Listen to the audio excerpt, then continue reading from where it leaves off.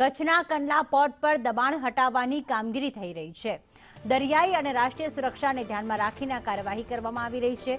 મીઠા પોર્ટની આસપાસ 100 એકરમાં દબાણ દૂર કરાયા।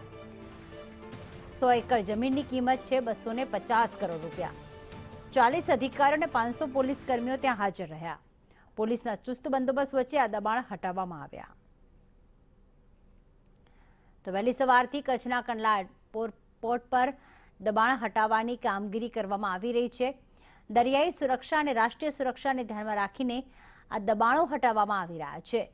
મીઠાના પોર્ટની આસપાસ જે દબાણો કરવામાં આવ્યા હતા તે આખરે દૂર કરવામાં આવ્યા।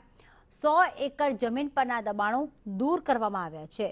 20 જેસીબી, 20 હિટાચી, 40 લોડર, 40 ડમ્પર અને ટ્રેક્ટરની મદદથી દબાણો દૂર કરવામાં આવ્યા। પોલીસ બંદોબસ્ત રાખવામાં આવ્યો હતો।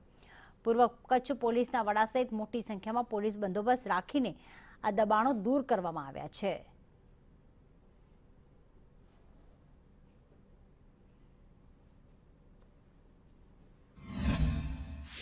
આ વિસ્તારના જે બી ગેરકાયદેસર દબાણો છે તે તોડવાની કામગીરી ચાલુમાં છે।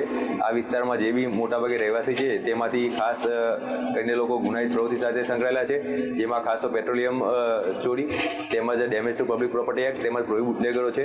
વિવિધ ગુનાહિત પ્રવૃત્તિ સાથે સંકળાયેલા હોવાના લીધે આ વિસ્તારમાં આજે દબાણ હટાવવાની કામગીરી ચાલુ છે।